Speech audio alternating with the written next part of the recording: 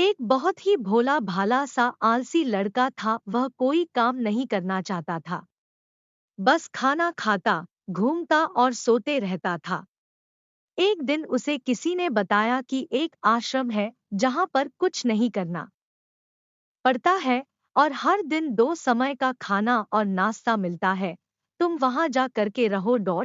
उस आलसी लड़के ने सोचा कि ये तो बहुत ही बढ़िया है और वह उस आश्रम में जाकर रहने को सोचा। और फिर वह भोला भाला आलसी लड़का अपना सारा सांसारिक जीवन छोड़कर उस आश्रम में जाकर रहने लगा। आश्रलीस गुरु जी रहते थे। वह कुछ समय सबको प्रवचन देते हैं। वह आलसी लड़का सुनता था, बाकी समय आराम करता था और फिर भर पेट खाना खाकर सो जाता था। ऐसे ही उस लड़के का दिन गुजरता गया। एक दिन उस आश्रम में कुछ भी नहीं बना। नाश्ते के समय नाश्ता नहीं मिला। उसने सोचा नाश्ता नहीं मिला, भोजन तो मिलेगा।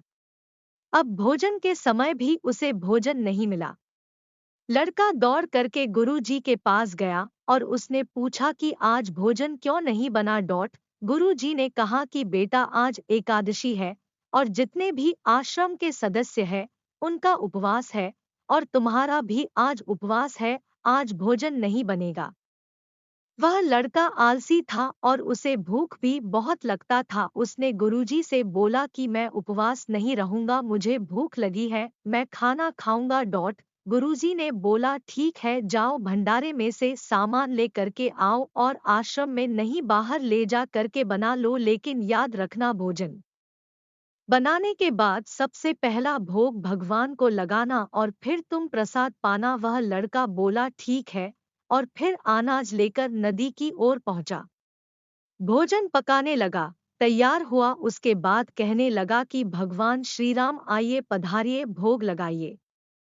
अब जब उसे लगा कि भगवान तो आ नहीं रहे हैं, तो फिर कहने लगा कि मुझे मालूम है आपको तो अच्छा खाने की आदत है, मैं बना नहीं पाया और मुझे अच्छा भोजन बनाने भी नहीं आता, लेकिन जो भी रूखा सूखा बना है आकर खा लीजिए। भगवान श्री राम उसकी सरलता पर बहुत ही प्रसन्न हुए और उस लड़के को दर्शन दे दिए। उसने देखा कि भगवान श्री राम आए हुए हैं और उनके साथ में माता सीता भी आई हुई है, लेकिन लड़के ने सिर्फ दो लोगों के लिए ही भोजन बनाया था, एक अपने लिए और दूसरा भगवान के लिए। और अब क्योंकि भगवान के साथ माता सीता भी आई हुई थी, तो उसने उस भोजन को माता सीता और भगवान के सामने ग्रहण करने के लिए रख दिया। भगवान श्री राम और माता सीता ने भोजन किया और उसके बाद जब वह जाने लगे तो यह भोला सा आलसी सा लड़का बोला कि प्रभु आप आए, दर्शन दिए, बहुत अच्छा लगा।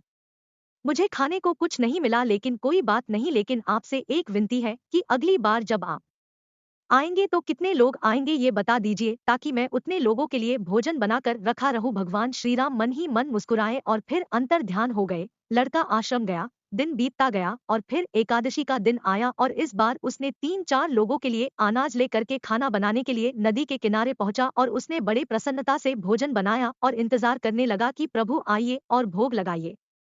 आएंगे तो कितने लोग आएंगे ये बता दीजिए, ताकि मैं उतने लोगों के लिए भोजन बनाकर रखा रहूं। भगवान श्री राम मन ही मन मुस्कुराए और फिर अंतर ध्यान हो गए। लड़का आश्रम गया, दिन बीतता गया और फिर एकादशी का दिन आया और इस बार उसने 3-4 लोगों के लिए अनाज ले करके खाना बनाने के लिए नदी के किनारे पहुंचा और उसने बड़े प्रसन्नता से भोजन बनाया और इंतजार करने लगा कि प्रभु आइए और भोग लगाइए। कहीं इसे बेचता तो नहीं है। फिर उन्होंने कहा कि ठीक है, भूख से परेशान रहता है। लड़के ने कहा कि नहीं गुरुजी, मैं भूख से परेशान नहीं रहता हूँ, प्रभु के साथ बहुत लोग आते हैं, उनको भी तो भोजन करना पड़ता है। गुरुजी को लगा कि लड़का पागल हो गया है, लेकिन गुरुजी ने सोचा कि चलो एक बार चलकर देखते ही कि लड़का इस अनाज का करता क्या है। वह भोला सा लड़का अनाज ले करके नदी के किनारे पहुंचा और इस बार भोजन बनाया नहीं। उसने सोचा कि प्रभु हर बार ज्यादा लोगों को ले करके आते हैं, इस बार वह जितने भी आएंगे खुद बना करके भोग लगा लेंगे। और फिर प्रेम से प्रभु को बुलाने लगा। गुरुजी ये सब छुपकर देख रहे थे कि ये भोजन तो बनाया नहीं और प्रभु को बुला रहा है, लेकिन लड़के ने देखा कि इस बार प्रभु के साथ बहुत से लोग आए हुए हैं, तो उसने प्रभु के सामने हाथ जोड़ करके कहा कि प्रभु माफ करना, आप बहुत सारे लोग आते हो, मुझे संख्या पता नहीं होती है और मेरी हिम्मत भी नहीं होती है कि इतने सारे लोगों के लिए भोजन बनाओ, आप स्वयं आइए, बनाइए, खाइए और भोग लगाइए। प्रभु मुस्कुराते हैं और अपने साथ आए सभी लोगों के साथ मिल करके भोजन बनाते हैं। गुरुजी ये सब छुप करके देखते हैं और फिर लड़के के पास आ करके कहते हैं कि तुम ये कर क्या रहे हो। लड़का कहता है कि गुरुजी आपको दिख नहीं रहा है कि भगवान श्री राम पधार चुके हैं, माँ सीता आई हुई है, हनुमान जी आए हैं और भी सभी लोग आए हुए हैं, भोजन बन रहा है। गुरुजी ने बोला कि पागल हो गया है, मुझे तो कोई दिख नहीं रहा है। लड़का गुस्सा हो गया और बोला, प्रभु आप ये क्या कर रहे हो, एक तो मुझे भूखा रखा है और गुरुजी को दर्शन नहीं दे रहे हो, जो मुझे पागल समझ रहे हैं, कृपा करके गुरुजी को दिख जाओ।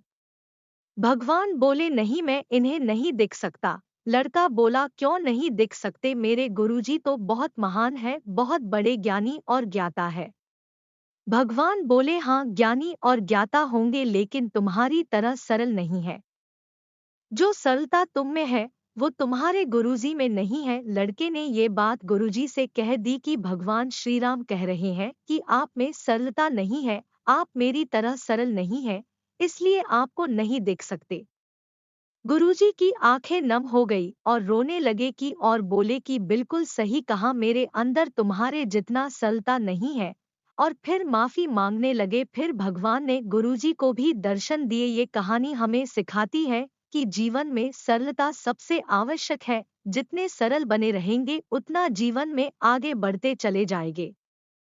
जब आप सरल होते हैं तो आप खुद भी मुस्कुराते हैं और दूसरों को भी मुस्कुराने की वजह देते हैं।